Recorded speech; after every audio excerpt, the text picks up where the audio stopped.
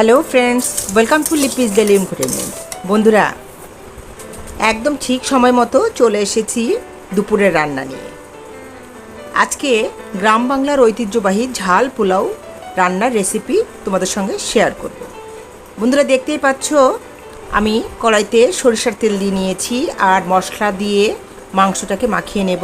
তার জন্য জিরা বাটা, আদা বাটা, পেঁয়াজ বাটা এবং সরিষার তেল দিয়ে আর সাথে হলুদ এবং লবণ দিয়ে ভালো করে মাংসটাকে মাখিয়ে নেব।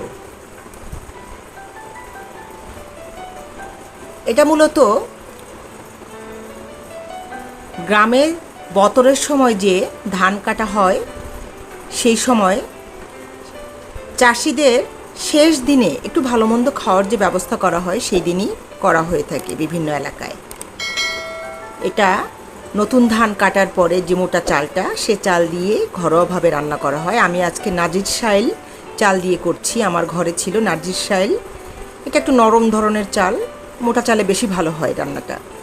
ওদিকে চালটা ভাজছি আর এদিকে আমি মাংসটাকে রান্না করে নেওয়ার জন্য তেজপাতা, গরম মশলা আর পেঁয়াজ কুচি দিয়ে একটু ভাজা ভাজা করে নিচ্ছি। পেঁয়াজ একটু ভাজা ভাজা হয়ে গেলে মাংসটা দিয়ে কষিয়ে নেব। দিয়ে দিচ্ছি ধনিয়ার গুঁড়ো আর মরিচ গুঁড়ো। একটু ভালো করে নেড়ে চেড়ে কষিয়ে নেব। কষানো হয়ে গেলে সামান্য জল দিয়ে আমি অন্য চুলায় সরিয়ে দিয়ে রান্নার ব্যবস্থা ওদিকেই করছি এবং যে কড়াইতে চাল দিয়েছিলাম সেটা এপাশে নিয়ে আসলাম। খুব ভালো করে ভাজা ভাজা করে চালটাকে ভেজে নেব।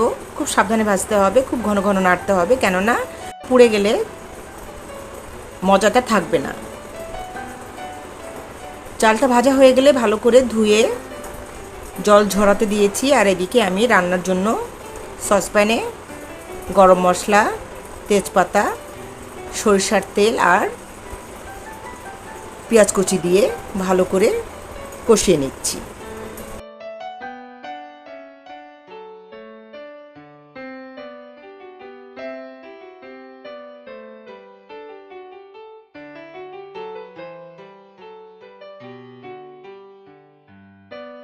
মশলাটা কষানো হয়ে গেলে জল ঝরানো চাল ভাজা দিয়ে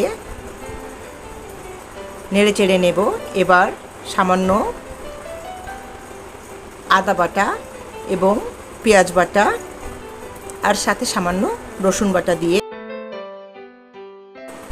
দিচ্ছি পরিমাণ মতো লবণ, কয়েকটা কাঁচা লঙ্কা আর একটি খোসা ছাড়ানো গোটা রসুন।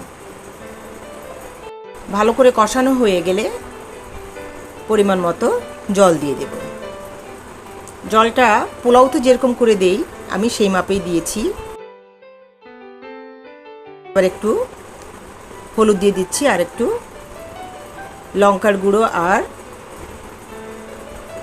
ধনিয়া গুঁড়ো দিয়ে দিচ্ছি।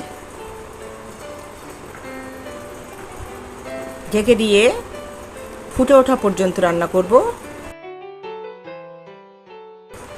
মোটামুটি ফুটে উঠলে কষানো মাংসটা দিয়ে ভালো করে নেড়ে চেড়ে মিশিয়ে উপর নিচ করে নিয়ে আবার কিছুক্ষণের জন্য ঢেকে দেব, মানে দমে রান্না করে নেব। ব্যাস বন্ধুরা, হয়ে গেছে আমার রান্না। এবার পরিবেশনের পালা। অনেকে নরম করে রান্না করে, অনেকে ঝরঝরা করে রান্না করে। আমি একটু ঝরঝরে করে রান্না করার চেষ্টা করেছি। আশা করি তোমাদের কাছে রেসিপিটা ভালো লেগেছে। যদি ভালো লাগে অবশ্যই লাইক, কমেন্ট, শেয়ার করো। আর যে সকল বন্ধুরা আমার চ্যানেলে নতুন, এখন পর্যন্ত আমার চ্যানেলটি সাবস্ক্রাইব করোনি, বন্ধুরা অবশ্যই সাবস্ক্রাইব করে বেল বাটনটা প্রেস করে রেখো। আর পরবর্তী পর্যায়ে নতুন কোনো ভিডিও নিয়ে ঠিক চলে আসবো। সে পর্যন্ত ভালো থেকো সবাই। টাটা।